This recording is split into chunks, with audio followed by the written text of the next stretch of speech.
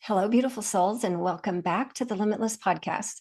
On today's episode, I have a special guest. Jenny Wood is with me today, and I'm excited to share with you all the things that Jenny has to offer as an entrepreneur, a coach, and a keynote speaker. So, Jenny is so fabulous. She has recently launched a book, written a book, and went bestseller in the New York Times. So amazing, amazing author, keynote speaker. She recently left her career in Google, almost 18 years in Google, to pursue her passion as a keynote speaker and author.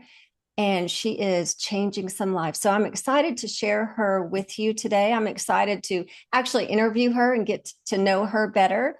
And as we go through this interview, I want you to think about how her courage, her wild courage to do some things that were a little bit scary and outrageous, how that can challenge you in so many ways. So, Jenny, welcome to the Limitless Podcast. I'm so glad to have you as a guest.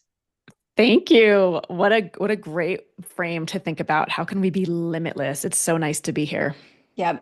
And it's so true, right? Because our limitless, we start off as without limits, but through walking in this lifetime, we attract, we believe, we begin to think that we have limitations on our lives. And so our process on this journey is actually to release those limitations back to the limitless nature of who we are.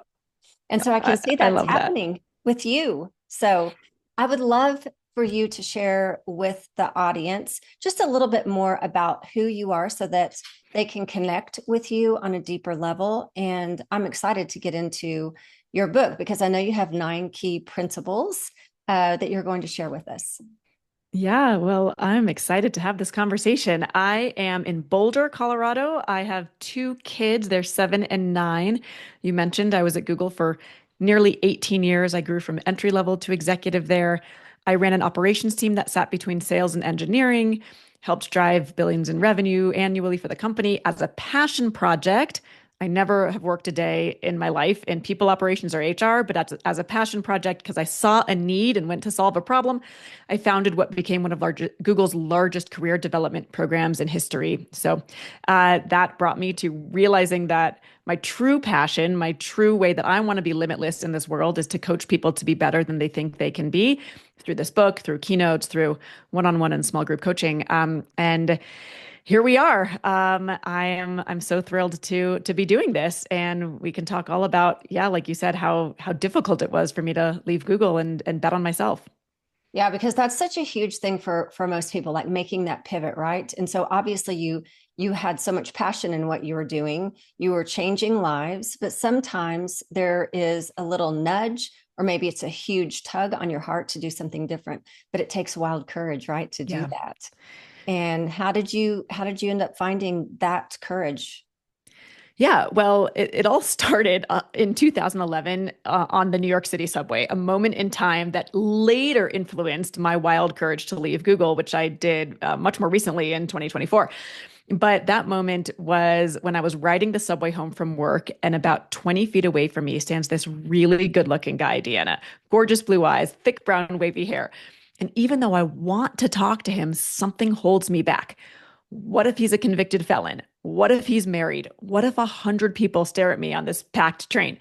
Well, I later came to realize that underneath those questions were the same fears that hold so many people back, because they're the same fears that held me back, namely fear of failure, fear of uncertainty, and fear of judgment of others. And we can get back to those. But in that moment, I was like, okay, I am not going to do anything because I'm too scared, but maybe I'll make a deal with the universe. If he gets off at my stop, which was 72nd Street, maybe I'll try to strike up a conversation with him. And if not, say la vie. Well, Deanna, he gets off at the next stop, which is 59th Street, not my stop. So the people get off the train, new people get on the train, the doors are about to close. And then all of a sudden, this wave of wild courage washes over me and practically pushes me out of my subway seat and off the train. And I chase after him to catch up with him. I tap him on the shoulder. I say, "Excuse me, I'm sorry to bother you. You're wearing gloves, so I can't tell if you're wearing a wedding ring. But in the event that you're not married, you are on my subway and I thought you were cute. Any chance I could give you my business card?" Love that. And then I wait for what feels like forever for him to do something and thinking like, this was a terrible idea, Jenny. You should have played it safe. You should have stayed small. You should have stayed on the subway. And then finally he takes the card. And so he calls the next day. We go on a date a week later. We've now been married 11 years, happily with Wow. 2 small kids. What a story. Yeah. What a story. So now take that same element of wild courage from that day and think about how it can apply to all areas of life, right? Because I mean, you might not be a subway chaser, right? But whatever it is that you want, because there's probably something you want. Maybe it's your relationship to money to change. Maybe it's to be more limitless in your personal relationships or your romantic relationships. Mhm. Wherever you're sitting right now, there is something you want. And wild courage is what closes the gap between what you want and what you get and makes you more limitless. And it's also the set of tools that helps you go after what you want and get it. So, how does this relate to me leaving Google? It took wild courage. I felt like I was at the top of my game. I had this amazing team. I was having business impact. I felt like I was flying high with both this passion project of own your career and also having impact, on our engineers and the bugs for customers and feeling really good about things. But I also had all of this new interest externally about my work and my thought leadership, and knew that a book was on the horizon for me. And I was struggling with a lot of what I call lowercase a anxiety. And I was oftentimes up between 2 and 5 a.m., worrying about all the people I was letting down. Did I forget something from my boss? Did I let my team down because I didn't give them enough feedback on this client pitch? Am I letting down my kids and my husband? And there was a moment where I was driving my son home from choir, and I had one of those sleepless nights where I just was, up with so much stress around what I had to do the next day, trying to keep all these plates spinning across the core job, running Own Your Career, external interest in my work, being a wife, being a mom, 5 kind of full-time roles. And so it was one of those nights where I was up from 2 to 5. The previous night, I'm driving my son home from choir, and I was like, did my eyes just flutter closed? And I don't think I actually fell asleep at the wheel, but I think I was about to. And it was this moment of truth for me where I was like, as much as I love my job at Google, as much as I thought I'd be here for the rest of my life and retire here, and as much as it's a lot of security as the breadwinner for my family, I think I need to have the wild courage to follow the values of my book and to go bet on myself. And so as hard as it was, I took the leap and landed here. Amazing. Amazing. So it's really interesting too, because, when we start to have that anxiety, a lot of times in our lives, that means that we're out of alignment in Yeah. some area. And what is amazing about what you did, and I want everyone that's listening to hear this, what is amazing is you didn't stay just because it was comfortable. You decided to make a change because you felt like there was I don't know if you knew I'm out of alignment, but it was a misalignment and you were being called to something higher, greater, better for the impact. Yeah. And I get real practical real fast. So when I hear Yeah. alignment, I go to the 4 types of risk that I had to think through to help me make the decision. Mhm. And those were, they're not rocket science. It was emotional risk. Well, maybe it's a new framework for many people because I created the framework. So, but it's not that surprising. But it was emotional, risk. What's the emotional risk? What's the cognitive risk? What is the financial risk? And what's the physical risk? And I literally rated, if I were to leave Google, scale of 1 to 5, what is the physical risk? And I did this because we live in fear. We live in those same 3 fears I mentioned: fear of uncertainty. What if this business flops? Fear of failure. What if I can never get a job again? If this isn't successful? Fear of judgment of others. What are my parents going to think after I've built this massive career at Google and I'm the breadwinner for my family? So, but then by breaking down those fears into 4 specific risk categories, it can start to paint a different picture, a much more even, a much more neutral picture. So physical risk, scale of 1 to 5. it turned out it seemed like there was more physical risk in staying. Like I had so much pain in my hips. I wasn't sleeping at night. I felt like my vision was getting worse. Felt like my hair was thinning. I'm just being totally honest about Yeah. the Yeah. physical toll that my life had on me trying to do these five, big time roles, right? Across the Google day job, thinking about writing a book, running the Own Your Career program, wife, mom, etc. So that was physical risk. And I was like, ooh, that's probably like a zero risk to leave because I think I'm going to be a lot less stressed. And we know that like the mind and body are really integrated and that I figured I might be healthier if I leave. Emotional risk. Google was a big part of my identity. So I would rate this one maybe like a 4 out of 5 because emotionally I felt so attached to Google and it did feel like a big emotional risk with 5 being high and 0 being low of leaving Google. Cognitive risk. That was really only like a 1 out of 5.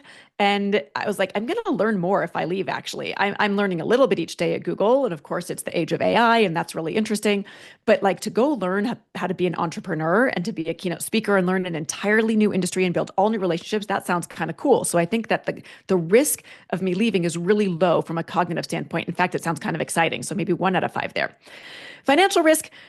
It felt like that would be the highest, but then when I thought about it, I was like, actually, I think there's a lot of financial upside. I did my research. Keynote speakers make a lot of money per hour. Hmm. And so the financial risk was also maybe just like a 3 out of 5, not nothing. Google paid me a lot of money. But when I looked at it overall, it really did paint more of an even picture for me so that I could truly evaluate, could I have the wild courage to leave? And then I did. Amazing. Amazing. So fast forward, you are doing what you're doing. Tell us a little bit, not a little bit, I want to know a lot about your book, about wild Yeah. courage. Yeah. And yeah, the 9, I think you called them principles. Did you call them principles? Traits, principles, Right. Okay. characteristics. I call them traits, but Yeah. you can call them anything you want. Yes. So I think it would be awesome to hear the 9 traits of wild courage, because when we make that pivot, I love how you broke down the risk for misalignment, or what are the risks if I make the pivot, what are the risks if I make the jump. That's so amazing to be able to do that. So I would love to hear the 9 traits. Yeah. So the 9 traits of wild courage are weird, selfish, shameless, obsessed, nosy, manipulative. That's a spicy one. Brutal, reckless, and bossy. And let's be real, these sound terrible. But when when used in a sane and savvy way and redefined and reclaimed, they can actually supercharge your success. So, what I've done here is I have encouraged people to be a little bit more bold, to be a little bit more outspoken, to be a little bit more creative, to be a little bit more or a lot more courageous. Weird, I redefine as the courage to stand out. Shameless, the courage to stand behind your efforts and abilities, right? Nothing makes me wince more than someone who puts together an awesome spreadsheet in a meeting and says, this is a shameless plug, but I think this spreadsheet's actually kind of cool. You might use it. This happened to me in a meeting once, and everyone's like, oh my gosh, this is going to save us 30 minutes per project. What's the shame in that? Why is it a shameless plug? Why can't it just be something you're proud of that you're excited to share, right? So that's an example of shameless. Manipulative, that one packs a punch, right? Well, manipulative is the courage to build lasting relationships through empathy and to tap into your power and influence. Reckless is the courage to err on the side of action and take intelligent risk, like I did when leaving Google. It did require being a little bit reckless as the breadwinner for my family with an unknown future and what might come of this book, and whether it would be a successful business. So that's a little bit about each of those traits, and we can certainly go into a couple of them and dig deeper if you'd like. We can get nosy. That's the Yeah. courage to dig deeper and Yeah. get insatiably curious. Yeah. Let's dig deeper. What is your favorite of all of them? Which one do you really? Oof, that's like asking me to pick my favorite child. Okay, Right. let's see. I think it's kind of day by day. Um, Today, I would say reckless is really calling out to me. Maybe because it's the trait that's the hardest for me. Okay. And to expand that one a little bit more, reckless, I already mentioned it's the courage to err on the side of action and take intelligent risk. It's really about how it's better to learn from your mistakes than waste time predicting the consequences of any decision. Think fast and fearless. And if you're on the fence, do it. I have this tool called Move Then Map that encourages people to really take action before they feel ready, because action, not thinking, provides clarity. And think about how often do we hem and haw, pro con lists back and forth. Should I make the move back to Oklahoma City? Should I stay put? Should I go on a second date with this guy? Or should I, go keep dating other people? Should I leave Google, or should I play it safe and stay here and retire for another 15 years after, 15 years, which was always my plan? Well, move then map means the magic is in the movement. It's how you can take steps and kind of live into the answer. I was hiking with some friends in Montana, and we were at a fork in the road, and there was a park ranger there. And I always want to optimize everything. I always want like the perfect path, the best business, the most optimized, date, whatever it is. So I started peppering this park ranger with questions. Which path is muddy? Which one is less muddy? Which one has more incline? Which has the nicer view at the top? Which one is out and back? Which one's a loop? And then from 50 feet ahead, my two friends say, Jenny, it's all gorgeous. Just start moving. So that's how I adopted move, then map, right? Like you don't have to have all the answers. If you're thinking about leaving your job, you don't have to have the perfect website or the perfect business cards or the perfect logo or the ideal colors.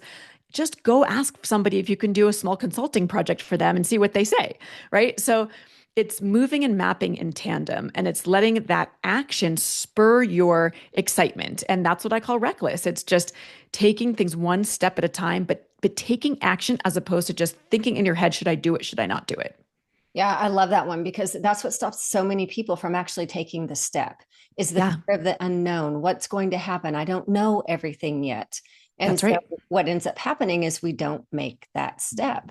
Right. And, one of my best journeys has been stepping into the coaching industry because I didn't know all the things. I just knew that that's what I was being called to do.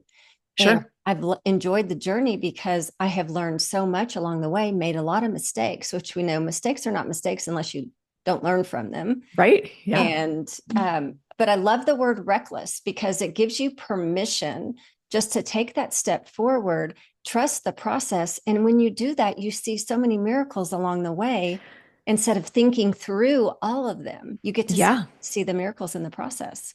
Yeah, exactly. And like I am mid-process. I'm kind of early process. Like we don't have a crystal ball. We don't know if this is going to be some massive success. Excuse me. And so but I'm having a lot of fun and I'm enjoying the journey. And there's also an element of thinking about how perfect, quote unquote, it has to be, because there's like both perfection and progress are options, but perfection doesn't really exist, and at least progress is possible, and it moves you forward, right? There's research by Barry Schwartz, a psychologist out of Swarthmore University, who talks about maximizers and satisficers. I am a bona fide maximizer. It's not the healthiest way to be, but it basically means that you're always trying to maximize everything. How do I maximize my business? How do I maximize having everything lined up and falling into place before I take that big leap to leave my job that I hate, right, at this company? How do I maximize this relationship, whatever it is? Well, maximizers maybe get slightly better results, the research suggests, but they're way less happy. Satisficers get not quite as good results, but they're happier. And so how do you balance when to be a maximizer and when to be a satisficer? And how does that tie into when you can be reckless? And for me, as I take, one reckless step after another in this entrepreneurial journey as a keynote speaker and a coach, one-on-one and small group and content creator and thought leader, I just try to take one little small action at a time without it needing to be maximized, and just say, all right, I'm revising all of my keynote topics. I did this last week. And how do I get them 80% as opposed to like spending another 9 days before I tell my speaker agent, okay, my topics are updated, go pitch me differently now, right? So I think when you try to be a maximizer too much, everything has to be perfect. The website has to be perfect. You're not able to be as reckless as you might otherwise be, and you're not going to make as much progress as quickly. Yeah. Yeah. And the way that I deal with that is I always have one step in action and one step in faith. One step in action, one step in faith, right? Because we don't know where we're going, but I trust the process, and I trust that when that fork in the road comes, I'm going to know which one to take. Yeah. Because there And are so many forks. I'm sure you've oh, experienced I that. was Yeah. just going to say that. And sometimes they're professional forks, right? Mhm. Sometimes they're like in my case, a professional fork. Do I stay at Google another 15 years? Do I leave and bet on myself? Sometimes they're personal forks. Mhm. This taps a little bit more into the brutal trait, and I love this one. It's the power of no. It's the courage to protect your time, energy, and priorities because people pleasing pleases no one and keeps you small. Brutality is cleaner, more effective, and far kinder. So cut through the bull and spare everyone's time, energy, and attention. And a personal example here is my friend Kim broke off her wedding 3 days before Wow. the wedding, broke off her engagement 3 days before the wedding, sent the presents back, canceled the caterer, probably didn't get her deposit back, right? So, that is a fork. And can you imagine the wild courage it must have taken her to do that? But think about the alternative. She could have had 3 months, 3 years, 30 years of an unhealthy marriage, unhappy marriage, but she had the wild courage to accept 3 days of awkwardness, Right. 3 days of difficult emails, difficult conversations, breaking contracts with vendors, telling friends that the wedding was off, people canceling their flights. And I always admire the people who trade the 3 days of discomfort instead of taking the 3 years of an unhealthy relationship. This happens all the time at work too. Right. Someone Right. sent me an email once and it kind of like rubbed me the wrong way. And I was like, what does that sentence mean? Well, for years, I felt that this person didn't like me, that this person, wasn't pleased with me, didn't like my work, didn't respect my team, didn't think I was worthwhile, right? Worth is so much of what we value, our own self-worth. And then that same situation happened again. So I suffered for 3 years. That same situation happened again with somebody else. In this case, it was in a live meeting, not in an email. And this time I had the wild courage to do it differently. I walked out of the conference room with them and I said, "Hey, can I just grab you for a second?" It seemed like I kind of was picking up on a facial expression and a little bit of a tone of voice. Help me understand what you meant by that. Is there something that's bothering you about my team or my work or something I said in that meeting? We hashed it out. We have now been such close colleagues for years because of that one 3-minute conversation. Mhm. So even that kind of thing takes wild courage, to be brutal or to be reckless or to be nosy, right? Getting insatiably curious, the courage to dig deeper, because curiosity drowns out fear and brings you to what you most deeply cherish. So use it as your compass. I got nosy that day in that conference room by saying, well, let's dig deeper. Let me understand what you meant and if I'm offending you and how I could do better as your colleague and your teammate. And that is another example, like a mini example of wild courage. Yeah, I love that. So you call that one brutal? Yeah. So, when Kim broke off her wedding, I call that brutal. When Brutal. I asked the Yeah. person, why is it that, or what was it that bothered you in that meeting? That was nosy. And then, making the call to leave Google and bet on myself, I call that reckless. So just three examples of what I mean by reclaiming these terrible sounding words. Right. Yeah, but brutal. I mean, making that choice. So many people prefer to stay in the comfort and not hurt Exactly. hurt somebody, the people pleasing Yeah. part of it or the fear of the unknown, and just listening to your body, what you're feeling on the inside to make the right choice. And I Yeah. think that we have to make those brutal decisions a lot of Yeah. times. Yeah, Yeah. definitely. Yeah. I'm going to sneeze. Excuse God me. bless you. And I love helping people through this. Can I share a freebie with your Yes. audience if you're okay Yeah, with for that? sure. So people struggle so much to say, I mean, obviously, Kim saying no 3 days before the wedding was a biggie, but there are little things every day. People asking, can I hop on a call for 30 minutes? Can you look at this deck for me for, 5 minutes, which turns into 50 minutes. So I Mhm. actually do have a free resource, 8 tips, scripts and tools to say no to meetings, favors, and projects. And people can grab that totally for free at itsjennywood.com/say no, ITS I love jennywood.com it. slash say no. I love it. Yeah. And so the nosy Yeah. piece is about, so you obviously had a conversation that now you're not suffering for 3 years, believing that this person is believing something about you Hmm. and, holding a kind of a little bit of a something in the relationship that's keeping you from fully living the Yeah. truth of who it is.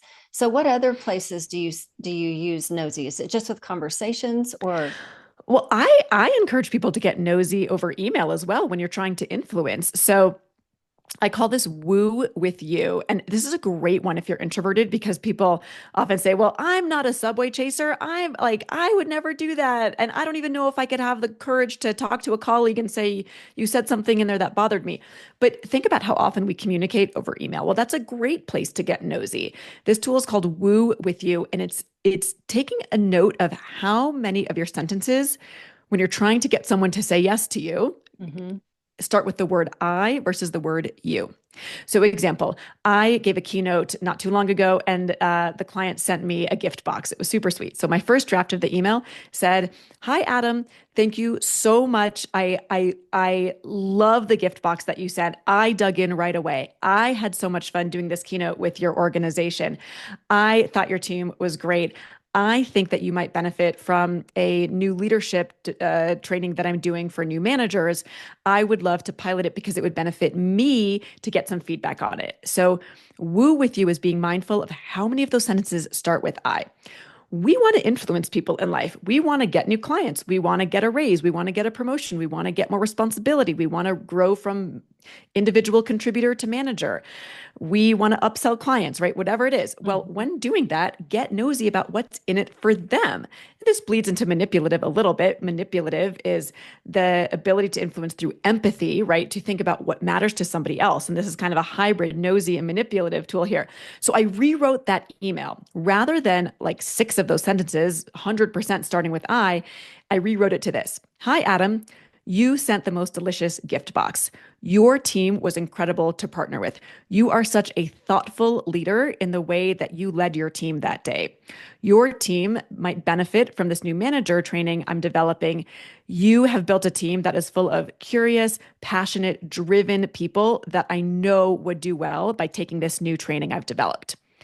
Such a Beautiful. different vibe, right? Different vibe. Yeah. Very So different. that I call woo with you. It's getting nosy and it's getting a little bit manipulative. It's erring on the side of influence through empathy, whether you're selling a product, an idea, or yourself. Your ability to win friends, allies, and partners is all about mutual benefit and figuring out what they want, what drives them, what motivates them, how you can even tap a little bit of their ego because we all have them. Right. And, and then going after what they want and positioning it to them in a way that benefits them, not just you. So that's Right. a nosy manipulative hybrid.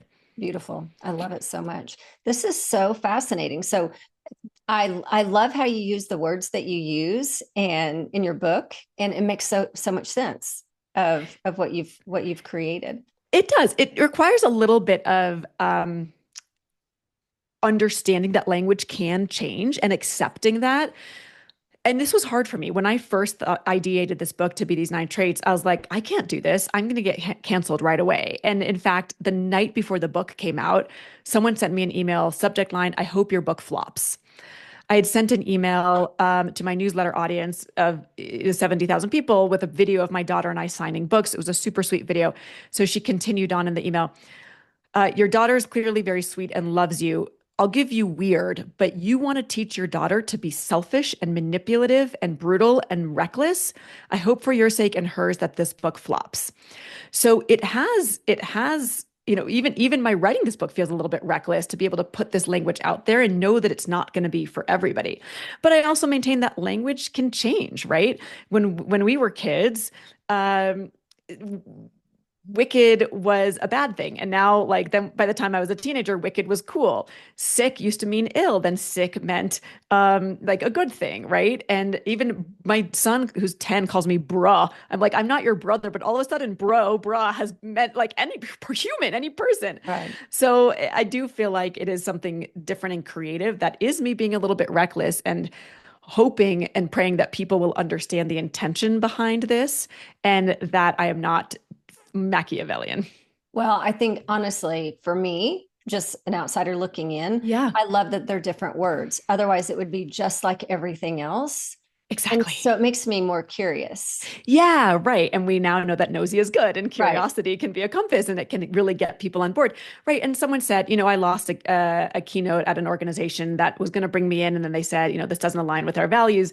And I understood what that meant in terms of the 9 traits. But then a friend had to pump me back up because I was pretty down in the dumps from that. Because rejection is not fun for anybody, even though I totally agree with you. Failure is just data, and we these are opportunities for learning and growth. But he said to me, would you rather have 100% of people say this book is like fine, but it sounds like every other leadership book out there? Or would you rather have 80% love it because it's sizzly and different and packs a punch, and have 20% of people be like, it's not for me? And I was like, oh yeah, I'd rather have 80% fully passionate about it because it is different and provocative and, it's out there. Yes. So I'm going to make a prediction because in the beginning Sure. of our journey together on this podcast, you said, I just decided I'm going to go for it. And we don't know what the path is. We don't know what the journey is going to look like. I don't know that if I'm going to be successful or not. I'm going to predict this is going to be huge, my friend. Thank you. Yeah. Thank you. Yeah. I really appreciate that because I'm pushing through the imposter syndrome. I had more imposter syndrome writing this book than I've experienced in anything else in life. I had a number of editors. One was a male editor, and it took me like years, Deanna, to feel like I could even be brutal and selfish and push back on his edits. So I would write a paragraph, he would rework it. He'd come back to me and I'd be like, I guess it looks great, because in my mind, he was the more senior, more aware, more skilled, more talented writer. And I do think there was an element of him being male that impacted me also, where I was like, he's a guy, he's in this industry for a long time. He must know what's right. What do I know? Little old me, never been a writer before.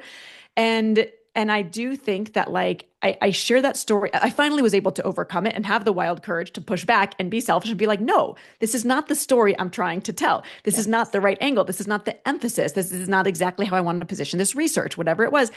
It took me nearly 2 years to kind of step into my own confidence around this book. And now as an entrepreneur, every day I feel insecure and imposter syndrome. Am I pricing my keynotes the right way? Am I positioning myself the right way?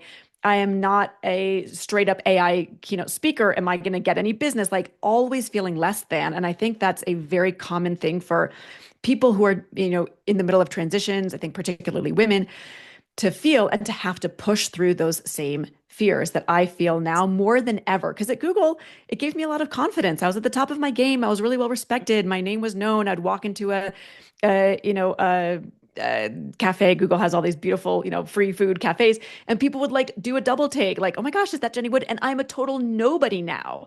And I feel it. And it's hard to push past the fear of like, wow, what if this doesn't work? So I appreciate all that to say, I appreciate your vote of confidence that this just might work out. Yeah, it is a scary place to be. I can completely relate to that because when you have an identity and you're well known and you walk into something that is so new, it is that next level of growth for us. And it's overcoming those fears and that imposter syndrome that is actually going to grow us more than anything. And you just have to keep doing what you're doing. You just have to keep stepping out. Yeah. And that fear can be a message. that fear can be a good thing. And so it can tell you that you're doing something interesting, something different, something worthwhile, that you're about to live your fullest potential. And people oftentimes say, well, how do I know when it's time to leave my company? How do I know when it's time to even change jobs within my company? And I say, I think of it as, how do you know whether it's time to flip jobs or flip industries or flip into your own thing? And so FLIP stands for fun, learning, impact, and personal. Fun. Are you having fun, or are you rolling your eyes in your team meeting thinking, oh, tried that 6 quarters ago. That strategy is never going to work. Like, that's not fun. Once you're cynical, you might not be having fun. L is for learning. And this one's really key to what you were just saying, Deanna. I'm talking step function learning, not just incremental learning, like the kind of learning that gives you butterflies in your stomach thinking, oh my gosh, I'm never going to be able to get XYZ keynote fee, or how am I going to land my first 3 clients, right? The kind of butterflies in your stomach where you get an email in your inbox from a prospect and you're like, I don't know the right price to give them. I don't know the right thing to say. I don't know what kind of contract I should send them. Like, that's step function learning. Incremental learning is like, okay, I'm learning how to deal with somebody new at Google, or a new project, or a new product in my company, but I've been doing that for years and years. That's kind of just incremental learning. You want step function learning where you really feel like you're on the edge of discomfort and almost shaking a little bit in your boots. Yeah. I is for impact. What is your impact? That's business impact. Because if your business impact has waned, probably because of your motivation and enthusiasm, and if it's not there, then your business impact might not be there. If your business impact isn't there, you're not going to get a good performance rating. You're not going to be getting promoted. You're not going to get a raise. And that feels crummy. And then P is personal. What's going on in your personal life? That is valid too. Maybe you're moving cities. Maybe you're pregnant. Maybe you have a sick parent you need to care for. Those are valid reasons to stay or go. I remember this one time at Google, I was faking it to my director at the time. My husband had just gotten accepted to business school in Ann Arbor at the University of Michigan, and I was trying to fake to her that I wanted to move to Ann Arbor for business reasons. She's like, Jenny, didn't John just get into business school in Ann Arbor? And I was like, oh yeah, but I would never make a role move decision for a personal reason. She's like, that's a perfectly valid reason to want to make a shift. You can own that, Jenny. Like it's clear that you're faking it. So, I think it's okay to tap into your whole life and to recognize the outside elements outside of your career that could be impacting this decision. Absolutely. Yeah. So amazing. So that's how you know whether to flip roles: fun, learning, impact, and personal. Yes. And the fact that someone is asking that question is probably they're already somewhere along the spectrum. You are. Yeah, for sure. That's amazing. This was so good. Thank you so much for sharing with me and my audience. And I know that so many people are going to get so much out of this. Can you share with us how people can get in touch with you? So your book is on Amazon. Wild Courage. The book's available everywhere books are sold. Okay. Audiobook, ebook, hard copy. A lot of people think it's not on audiobook. It is. I read it myself. It was the most terrifying, daunting experience and the most beautiful. So that was a lot of fun. And then, if you would like to bring me into your organization for a keynote or workshop or fireside chat, that you can find me on my website. It's jennywood.com. And then, of course, if you're interested in coaching, I'd love to hear from you as well. Awesome. Well, thank you so much. What a pleasure. And like I said, I'm making a prediction that this is going to be wildly successful. So you're amazing. Thank you so much for joining us. And everyone who is with us, pass this on. Wow, what a strong, powerful woman Jenny is. And send this to those women in your life who are entrepreneurs ready to make a pivot, who want to be wildly courage. We can all use this, whether it is in our business, in our personal life.